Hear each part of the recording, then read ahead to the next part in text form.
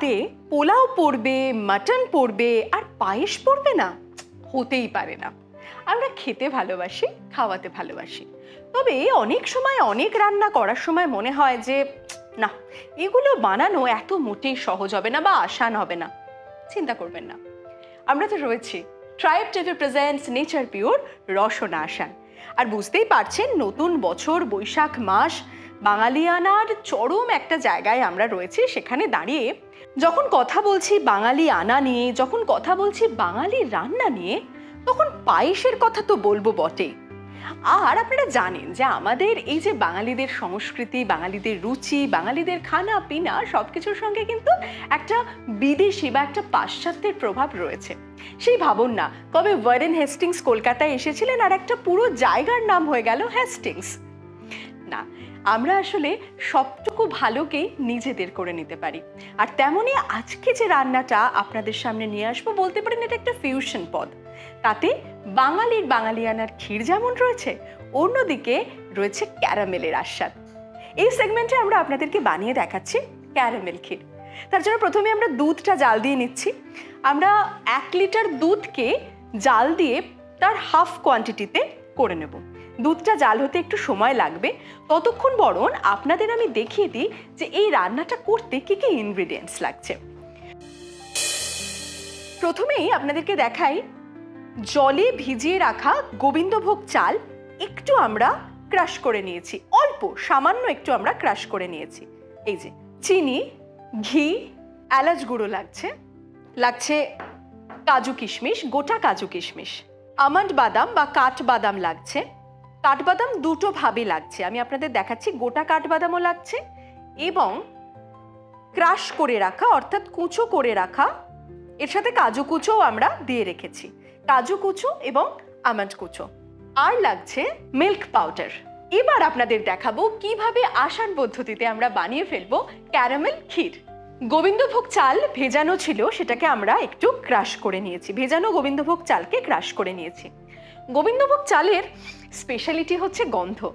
আর আপনারা যদি এরকম অথেন্টিক গন্ধযুক্ত গোবিন্দভোগ চাল খোঁজেন, আপনাদের একমাত্র ঠিকানা হবে লালবাবা রাইস। লালবাবা রাইস আপনারাও ব্যবহার করুন। আমি তো আজকে অবশ্যই গোবিন্দভোগ চাল ব্যবহার করছি লালবাবা রাইসের।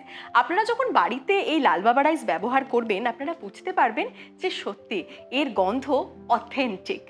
প্রথমে এই যে ভিজানো গোবিন্দভোগ চালটাকে আমরা ক্রাশ করে রেখেছিলাম, সেটার মধ্যে একটু ঘি মেশাতে হবে। এবার এই ঘিটা মাখানোর কারণ হচ্ছে, খুব বেশিও না আবার একদম অল্পও দেবেন না।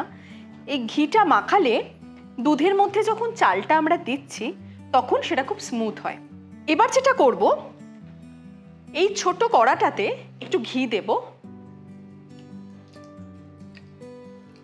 ঘিটা গরম হয়ে এলে এই চালটা আমরা দিয়ে দিচ্ছি। ঘি দিয়ে চালটাকে খুব ভালোভাবে ভেজে নিতে হবে। খুব বেশি ভাজা হবে না, সামান্য ভেজে নিতে হবে।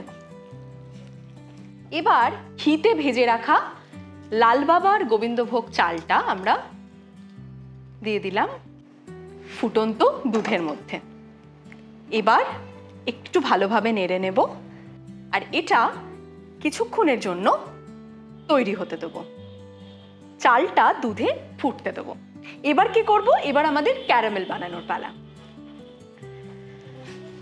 ভিজিয়ে গুঁড়ো করে রাখা গোবিন্দভোগ চালটা দুধের মধ্যে দেওয়ার পর একদম এরকম ক্রিমি একটা টেক্সচার এসেছে। এবার যেটা করব, আমাদের ক্যারামেলটা বানাতে হবে।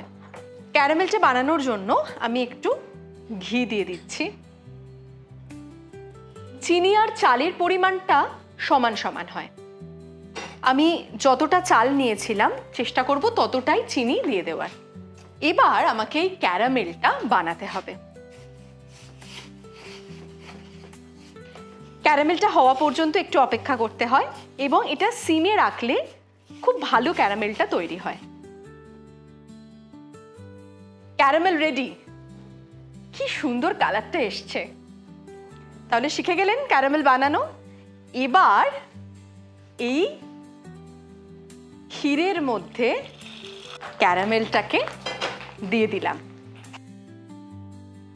অনেকটা নতুন গুড়ের ক্ষীরের মতন দেখতে লাগছে না?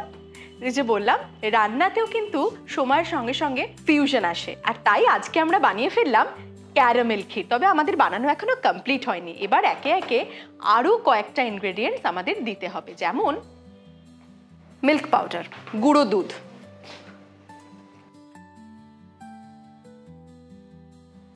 মিল্ক পাউডারটা দেওয়ার পর রংটা আবার পাল্টে গেল, সত্যি ফিউশনই বটে। এবার দিয়ে দেব এলাচ গুঁড়ো। এবার আমার ক্যারামেল ক্ষীর রেডি। ফাইনালি সার্ভ করার পালা। তবে তার আগে এই যে একটু কাজু কিশমিশ আছে, এটা একটু দিয়ে দিই, একটু আলমন্ডও দিয়ে দেবো। Finally caramel kheer is ready. এবার আপনাদের দেখাবো যে এটা কিভাবে আপনি আপনাদের বাড়ির গেস্ট বা আপনি নিজের পাতে এটাকে পরিবেশিত করতে পারেন। খানিকটা নলেন গুড়ের ক্ষীর বা নলেন গুড়ের পায়েসের মতো দেখতে হলেও আমরা আদপে আজকে বানিয়ে ফেললাম ক্যারামেল ক্ষীর।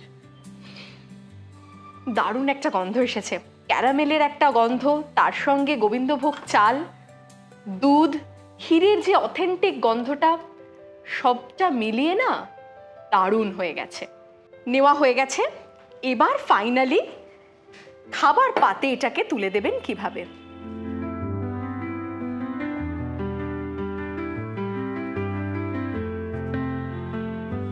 কমপ্লিট আমাদের ক্যারামেল ক্ষীর। নববর্ষের দিন বা গোটা বৈশাখ মাস জুড়ে যদি এরকম পাতে আসে ক্যারামেল ক্ষীর, তাহলে 16 আনা বাঙালিয়ানা সঙ্গে বজায় থাকে খানিকটা ফিউশন।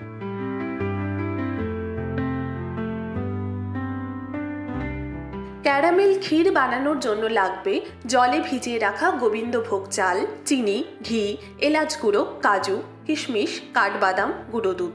ভিজিয়ে রাখা গোবিন্দভোগ চালকে সামান্য গুঁড়ো করে ঘি মিশিয়ে নিন।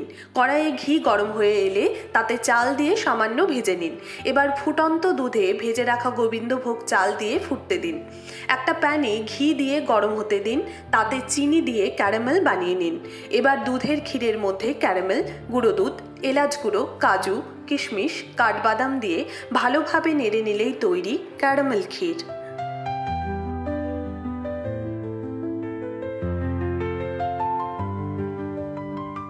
তাহলে ক্যারামেল ক্ষীর রেডি। ঠান্ডা ফ্রিজে রেখে পরিবেশন করবেন আর গরমের তীব্র দাবদাহের কষ্ট এক নিমেষে ভুলে যাবেন। ঠিক যেমন করে আমরা কঠিন থেকে কঠিন রান্না এক নিমেষে আসান পদ্ধতিতে আপনাদের বানিয়ে দেখাই। আমরা tribe TV presents nature pure রসনা আসান। সকলকে নতুন একটা বাংলা বছরের অনেক অনেক শুভেচ্ছা। নতুন বছর আসে কখনো ইংরাজিতে, কখনো বাংলায়, কিন্তু আমরা 16 আনা বাঙালিয়ানায় থাকি। কখনো মিষ্টি পোলাওয়ে, কখনো মটন কষাতে, আর কখনো এরকম ফিউশন খাবার ক্যারামেল ক্ষীরে। আর এরকম আরও অথেন্টিক ফিউশন খাবার বা বাঙালি খাবারের সন্ধান পেতে আপনাদের অবশ্যই চোখ রাখতে হবে নেচার পিওর প্রেজেন্টস রসনা আসানের প্রত্যেকটি পর্বে।